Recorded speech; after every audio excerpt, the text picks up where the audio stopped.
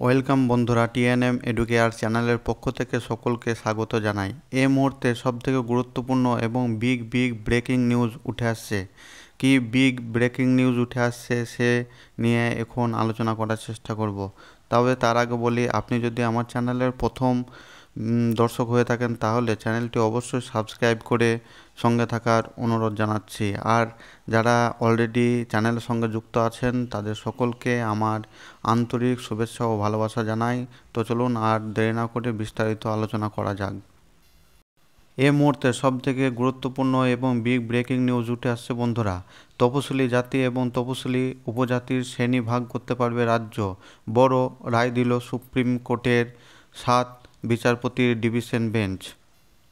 গত বৃহস্পতিবার সুপ্রিম কোর্টের প্রধান বিচারপতি DY চন্দ্রচূড়ের নেতৃত্বে 7 বিচারপতির বেঞ্চ 6-1 ব্যবধানে এই রায়ের পক্ষে মত দেন যে তপশিলি জাতি এবং তপশিলি উপজাতির শ্রেণীভাগ করতে পারবে রাজ্য। এর আগে ইভি চিন্নিয়ার মামলার রায়ে বলা হয়েছিল রাজ্যগুলি তপশিলি জাতি বা তপশিলি উপজাতির মধ্যে সাব ক্লাসিফিকেশন করতে পারবে না, কারণ রাজ্যগুলির সেই ক্ষমতাই নেই যে তপশিলি জাতি এবং তপশিলি উপজাতির মধ্যে সাব ক্লাসিফিকেশন করতে পারে। এই ক্ষমতা ছিল কেবলমাত্র ভারতের রাষ্ট্রপতি। কিন্তু এদিন অর্থাৎ বৃহস্পতিবার সুপ্রিম কোর্টের প্রধান বিচারপতি চন্দ্রচূড়ের নেতৃত্বাধীন বেঞ্চ এই রায়কে খারিজ করে দিয়েছে। এদিন বলা হয় যে তপশিলি জাতি বা তপশিলি উপজাতির মধ্যেও শ্রেণী বিভাজন বা সাব ক্লাসিফিকেশন করতে পারে রাজ্যগুলি। আজ সুপ্রিম কোর্টের 7 বিচারপতির সাংবিধানিক বেঞ্চ এমনই যুগান্তকারী রায় দিল।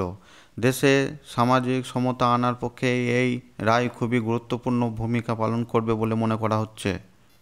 এদিন সুপ্রিম কোর্টের প্রধান বিচারপতি DY চন্দ্রচূড়ের নেতৃত্বাধীন 7 বিচারপতির বেঞ্চে 6-1 ব্যবধানে এই রায়ের পক্ষে মত দেন। কেবলমাত্র এই বেঞ্চের জাস্টিস বেলা ত্রিবেদী অবশ্য বিপক্ষে রায় দেন। তিনি বলেন যে তপশিলি জাতি এবং তপশিলি উপজাতিদের মধ্যে শ্রেণীবিভাজন বা সাব ক্লাসিফিকেশন করতে পারবে না রাজ্যগুলি। এর আগে 2005 সালে তপশিলি জাতি এবং তপশিলি উপজাতির সাব ক্লাসিফিকেশন নিয়ে অন্ধ্রপ্রদেশ সরকারের বিরুদ্ধে মামলা দায়ের করেছিলেন চিন্নিয়া। সেই মামলায় সুপ্রিম কোর্ট রায় বলেছিল সংবিধানের 341 নম্বর ধারা অনুযায়ী শিডিউল কাস্ট হলো একটি সংগঠিত গোষ্ঠী, তাই এর মধ্যে শ্রেণীভাগ করা যায় না। তবে ভারতের প্রধান বিচারপতি DY চন্দ্রচূড়ের নেতৃত্বাধীন বেঞ্চ আজ 19 বছর আগের সেই রায়কে খারিজ করল। সুপ্রিম কোর্টের এই বিশেষ বেঞ্চে আরও যে সমস্ত বিচারপতিগণ ছিলেন তাদের মধ্যে BR গভাই, বিক্রম নাথ, বেলা M ত্রিবেদী, পঙ্কজ মিত্তল, মনোজ মিশ্রা এবং সতীশ চন্দ্র শর্মা। নিজের এই রায়ে প্রধান বিচারপতি DY চন্দ্রচূড় বলেন, গোটা শিডিউল কাস্ট সমজাতীয় শ্রেণীভুক্ত গোষ্ঠী নয়। এই আবহে তপশিলি জাতির উপজাতি শ্রেণী বিভাজন সংবিধানের অনুচ্ছেদ 14 এর অধীনে অন্তর্ভুক্ত সমতার নীতি লঙ্ঘন করে না।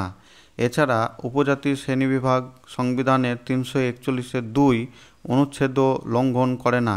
এদিকে সংবিধানের 15 এবং 16 নম্বর অনুচ্ছেদও এমন কিছু নেই যা রাজ্যকে একটি জাতির সাব ক্লাসিফিকেশনে বাধা দেয়। তবে জাস্টিস চন্দ্রচূড় জানিয়ে দেন, এদিকে ন্যায়সঙ্গত তথ্যের ভিত্তিতেই সাব ক্লাসিফিকেশন করতে হবে। নিজেদের ইচ্ছে অনুযায়ী কাজ করতে পারবে না রাজ্যগুলি। তার জন্য রাজ্যগুলি সঠিক তথ্য ও নথি যাচাই করার মাধ্যমেই এই সাব ক্লাসিফিকেশন করতে পারে। এ প্রসঙ্গে উল্লেখ্য যে 2020 সালে পাঞ্জাব বনাম দবিন্দর সিং মামলায় নতুন করে তপশিলি জাতির সাব ক্লাসিফিকেশনের বিষয়টি উপস্থাপিত হয়েছিল। সেই সময় 5 বিচারপতির সুপ্রিম কোর্টের বেঞ্চ মামলাটি 7 সদস্য বেঞ্চকে রেফার করেন। এই আবহে 7 সদস্যের বৃহত্তর বেঞ্চের সামনে এই মামলার শুনানি শেষ হয়েছিল গত ফেব্রুয়ারি মাসে। সেই সময় মামলার রায় স্থগিত রাখা হয়েছিল। আজ এই মামলার রায় ঐতিহাসিক রায় দিলেন প্রধান বিচারপতি DY চন্দ্রচূড় এবং তার আরও 6 জন সুপ্রিম কোর্টের বিচারপতিগণ।